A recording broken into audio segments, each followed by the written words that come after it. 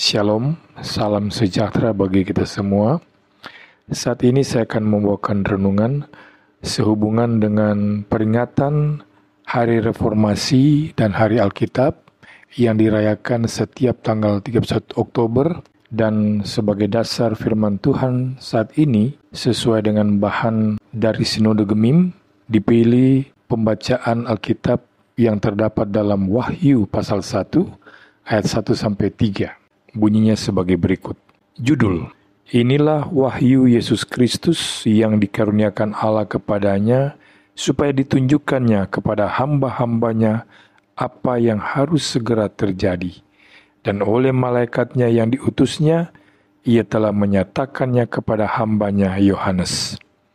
Yohanes telah bersaksi tentang firman Allah dan tentang kesaksian yang diberikan oleh Yesus Kristus, yaitu segala sesuatu yang telah dilihatnya. Berbahagialah ia yang membacakan dan mereka yang mendengarkan kata-kata nubuat ini dan yang menuruti apa yang ada tertulis di dalamnya, sebab waktunya sudah dekat. Saudara-saudara yang Kristus kasihi, jika ibarat sebuah buku, Wahyu pasal 1 ayat 1-3 ini merupakan prakata atau prolog. Ini sangat penting karena di sini penulis menjelaskan hal yang akan ia tulis dalam seluruh bukunya. Kita mulai dari ayat 1 yang berkata, inilah wahyu Yesus Kristus yang dikaruniakan Allah kepadanya, supaya ditunjukkannya kepada hamba-hambanya apa yang harus segera terjadi. Dan oleh malaikatnya yang diutusnya, ia telah menyatakannya kepada hambanya Yohanes. Istilah wahyu dalam ayat ini sebenarnya tidak terlalu membantu kita. Kata lain dari wahyu adalah ilham. Tetapi ilham bisa datang dari mana saja, sedangkan wahyu selalu datang dari Allah. Dalam bahasa aslinya sangat jelas bahwa yang mau dibicarakan oleh Yohanes bukan sekedar suatu ilham, melainkan suatu pengungkapan atau penyingkapan apa yang dulunya tersembunyi sekarang dibukakan. Dan yang dimaksud di sini bukanlah wahyu Yohanes, melainkan wahyu Yesus Kristus. Perhatikan, wahyu Yesus Kristus tidak sama dengan wahyu tentang Yesus Kristus.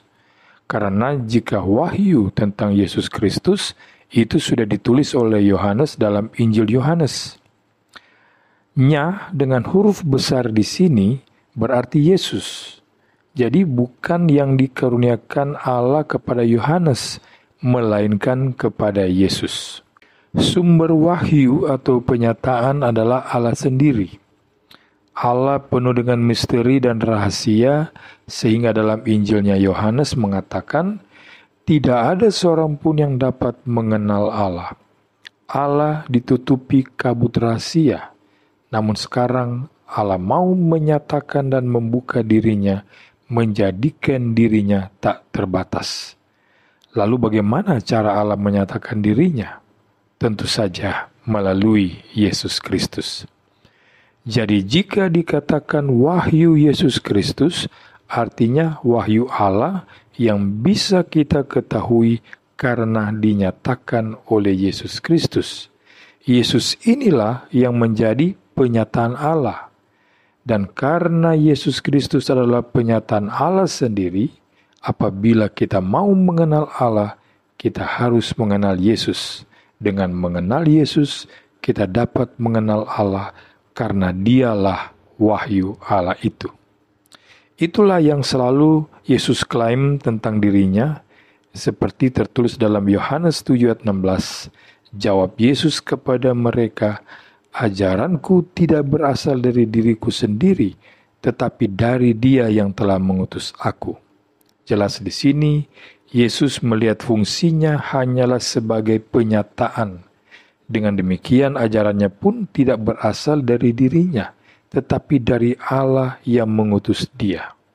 Lalu di dalam Yohanes 8 ayat 28, Yesus mengatakan, apabila kamu telah meninggikan anak manusia, barulah kamu tahu bahwa akulah Dia, dan bahwa aku tidak berbuat apa-apa dari diriku sendiri, tetapi aku berbicara tentang hal-hal sebagaimana diajarkan Bapa kepadaku. Ada cukup banyak ayat yang mengatakan seperti ini. Oleh karena itu, saya kira benarlah apabila ada orang yang mengatakan bahwa sebenarnya dalam kitab-kitab Injil, Yesus sama sekali tidak ingin dirinya yang disembah, melainkan Allah. Menurut beberapa ahli, Rasul Paulus dan gereja perdanalah yang menekankan bahwa Yesus yang harus kita sembah. Sedangkan Yesus sendiri sebenarnya tidak ingin seluruh perhatian kita tertuju padanya, tetapi harus diarahkan kepada Sang Bapa. Kedua hal ini sebenarnya tidak perlu dipertentangkan. Jangan sampai saudara menjadi bingung. Apa salahnya jika kita menyembah Yesus? Apa salahnya jika kita menaati Yesus? Tentu tidak ada salahnya. Karena Yesus adalah penyataan Allah.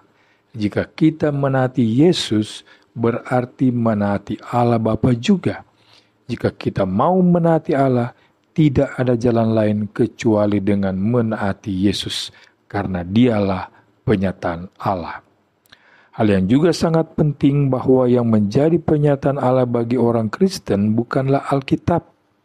Penyataan Allah bagi orang Kristen tidak pernah ada dalam bentuk sebuah buku. Allah menyatakan diri hanya melalui Yesus Kristus. Lalu apa itu Alkitab? Alkitab adalah kesaksian mengenai Yesus Kristus, Sang Penyataan Allah, bukan penyataan Allah itu sendiri. Yang sempurna bagi orang Kristen hanyalah Yesus, Sang Penyataan Allah, bukanlah Alkitab. Saya tidak mengatakan Alkitab itu salah, namun penyataan Allah dalam Yesus Kristus disampaikan dalam bentuk yang terbatas oleh penulis-penulis Alkitab. Bagaimana tidak terbatas?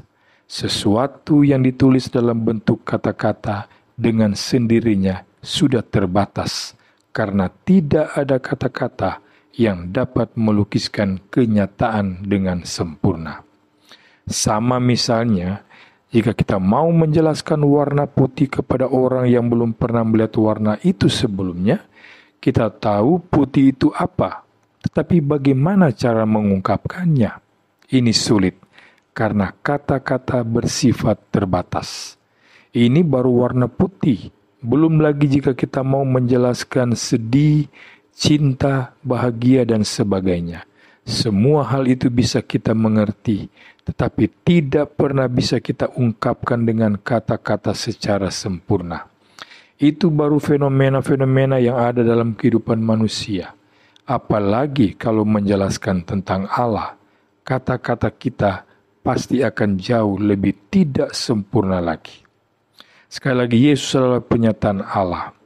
Dia adalah perantara, pembuka, penyingkap, dan mediator dari rahasia Allah. Artinya kita harus dengan penuh kerenahan hati mengakui bahwa manusia tidak pernah dapat sepenuhnya menangkap rahasia Allah. Ada pepatah dalam bahasa Latin yang mengatakan, yang terbatas itu tidak pernah dapat menguasai yang tidak terbatas. Jadi dengan kerenahan hati, baiklah kita mengakui dan mau menerima bahwa tidak seluruhnya Allah dapat kita ketahui. Karena itu, jika saudara bertanya mengapa Allah begini, mengapa Allah begitu, dan saya mengatakan tidak semua pertanyaan Anda dapat dijawab. Karena memang dalam kenyataannya kita ini begitu terbatas, kita tidak dapat menangkap maksud Allah setuntas-tuntasnya.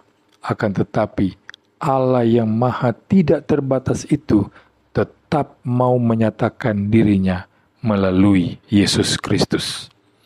Pertanyaan kita, jika Allah mau menyatakan dirinya melalui Yesus Kristus dalam Wahyu 1 ayat 1, apakah Yesus menjadi alamat terakhir dari penyataan Allah? Tidak. Karena selanjutnya Allah menyatakan diri kepada orang yang mau mengakui dirinya sebagai hamba Allah. Orang yang mau menyerahkan dirinya kepada Allah. Dia tidak menyatakan diri kepada sembarang orang, tetapi hanya kepada hamba-hambanya, yaitu orang yang mau merendahkan diri mengakui Allah sebagai Tuhannya.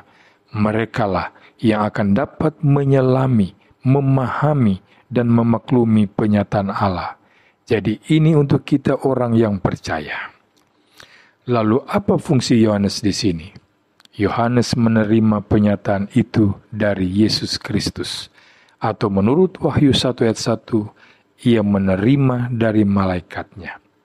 Namun sebenarnya yang disebut malaikat di sini tidak lain adalah Yesus Kristus sendiri. Kalau kita bandingkan dalam Wahyu 20 ayat 8 dikatakan, "Dan aku Yohanes, akulah yang telah mendengar dan melihat semuanya itu. Dan setelah aku mendengar dan melihatnya, aku tersungkur di depan kaki malaikat yang telah menunjukkan semuanya itu kepadaku untuk menyembahnya." Dikatakan di sini, Yohanes tersungkur menyembah kaki malaikat. Bagi orang Yahudi, tidak mungkin ada orang, apalagi Yohanes, yang sampai tersungkur menyembah malaikat, karena itu tidak boleh. Orang Yahudi memegang teguh kepercayaan bahwa hanya Allah yang boleh disembah. Hukum pertama dalam hukum Musa, jangan ada padamu Allah lain di hadapanku. Dan hukum kedua, jangan membuat bagimu patung yang menyerupai apapun yang ada di langit di atas, atau yang ada di bumi di bawah, atau yang ada di dalam di bawah bumi. Jangan sujud menyembah kepadanya atau beribadah kepadanya. Keluaran 20 ayat 4-5. Ini adalah larangan atau pantangan yang sangat keras. Sungguh dosa besar kalau sampai orang itu menyembah yang bukan Tuhan. Jadi jika sampai Yohanes menyembah malaikat, tentu karena Yohanes tahu bahwa malaikat itu tidak lain adalah Yesus Tuhan itu sendiri. Selanjutnya ayat 2, Yohanes telah bersaksi tentang firman Allah dan tentang kesaksian yang diberikan oleh Yesus Kristus, yaitu segala sesuatu yang telah dilihatnya. Itulah tugas Yohanes, bersaksi tentang apa yang diberikan Yesus Kristus kepadanya. Hanya itu, tidak boleh dikurang-kurangi atau dilebih-lebihkan. Itulah tugas pokok seorang saksi. Ia tidak memberitakan sesuatu dari dirinya, tetapi hanya yang berasal dari Allah dan karunia dari Yesus Kristus kepadanya, yaitu segala sesuatu yang telah dilihatnya. Jika kita mau menjadi saksi, kita harus menceritakan hal yang kita lihat sendiri atau hal yang kita alami sendiri. Tugas sebagai saksi tidak sebagai tukang obat yang berteriak-teriak memuji obat yang dijualnya, tetapi ia sendiri tidak yakin dengan obatnya itu dan tidak pernah memakainya pula. Tugas seorang saksi juga bukan seperti calo bus yang berteriak-teriak supaya orang lain mau naik busnya, sedangkan dia sendiri tetap tinggal di terminal, tidak ikut naik bus. Jadi jika kita menjadi saksi Kristus, kita harus menceritakan dan membagikan sukacita yang telah kita alami sendiri dalam hidup bersama-sama dengan Kristus. Tugas seorang saksi adalah seperti Yohanes. Ia bersaksi tentang Allah, bukan tentang dirinya. Bersaksi tentang kesaksian yang diberikan Yesus Kristus, tentang apa yang ia lihat dan alami sendiri. Dan di ayat ketiga mengatakan, berbahagialah ia yang membacakan dan mereka yang mendengarkan kata-kata nubuat ini, dan yang menuruti apa yang ada tertulis di dalamnya, sebab waktunya sudah dekat. Berbahagialah Yohanes karena sudah menjalankan tugasnya, yaitu memberikan kesaksian tentang firman Allah Yesus Kristus. Berbahagia pula lah orang yang membacakan, mendengarkan, dan menuruti firman Allah. Namun bagian ini jangan dibaca hanya sepenggal, misalnya berbahagialah yang membacakan. Jadi asal sudah membacakan berarti beres. Bagian ini tidak hanya berbicara tentang membacakan, tetapi juga mendengarkan. Banyak orang yang membaca Alkitab secara ekspres, tetapi sebenarnya tidak ada satu hal pun yang didengarkan. Selain itu, di samping membacakan dan mendengarkan juga harus dituruti, disinilah batu ujian terakhir. Mengapa orang yang membacakan Alkitab disebut berbahagia? Karena pada waktu itu tidak semua orang mempunyai kesempatan untuk membaca. Teknologi percetakan pada waktu Yohanes menulis kitab ini juga tidak secanggih sekarang. Sekarang tinggal lihat di HP dan di alat media lainnya kita sudah menemui tulisan-tulisan Alkitab.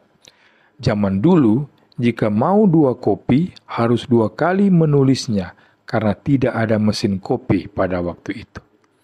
Dengan demikian, pada waktu itu harus ada orang yang bisa membaca dan mau membacakan.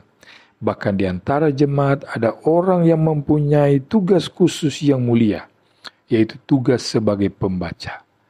Tugas sebagai pembaca ini tidak mudah. Selain harus bisa membaca, juga suaranya harus dapat didengar dengan jelas dan baik oleh seluruh jemaat. Oleh karena itu, jelaslah bahwa ketiga ayat ini merupakan prolog atau pengantar.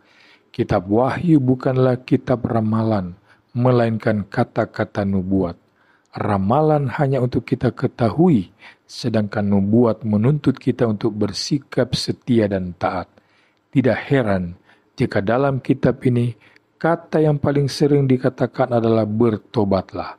Bertobatlah, siapa yang mempunyai telinga, hendaklah ia mendengar dan bertobat. Kalimat ini akan sering muncul dalam setiap perikop yang ditulis. Karena itu janganlah kita mempelajari kitab Wahyu hanya karena ingin mengetahui atau menganggap kitab ini barang aneh. Kitab Wahyu menuntut kita untuk membaca, mengerti, dan menuruti. Sebab waktunya sudah dekat. Waktu apa, saudara? Waktu Tuhan akan datang. Juga waktu penderitaan yang luar biasa itu. Ia sudah dekat. Karena itu tidak ada lagi saat untuk kita berlengah-lengah. Inilah waktu kita untuk sungguh-sungguh bersiap. Lalu apa artinya sudah dekat? Apa berarti bulan depan, tahun depan, atau 10 tahun lagi? Kita tidak tahu. Namun yang jelas arti dekat di sini adalah sesuatu yang urgent, mendesak dan perlu segera disikapi. Entah kapanpun itu, ia bisa datang malam ini, bisa juga datang 100 tahun lagi. Akan tetapi kita sekarang ini hidup dalam waktu yang mendesak itu. Itulah yang lebih baik kita sadari. Mendesak terutama karena waktu itu akan datang secara tiba-tiba. Yesus mengatakan dia akan datang seperti pencuri di waktu malam. Dia datang justru pada waktu yang tidak kita sangka-sangka. Sekiranya kita tahu misalnya 10 tahun lagi Yesus akan datang, tentu kita bisa bersiap. Namun yang susah adalah karena kita tidak tahu kapan saat itu tiba. Oleh karena itu, kita dituntut untuk bersiap setiap waktu dan tidak lengah. Jangan seperti perumpamaan 5 gadis bodoh. Ketika sang mempelai datang, mereka sedang tertidur dan minyak untuk pelita mereka pun habis, sehingga mereka tidak bisa ikut berpesta dengan sang mempelai dan para kerabatnya. Sayang sekali. Tuhan Yesus memberkati kita semua. Amin.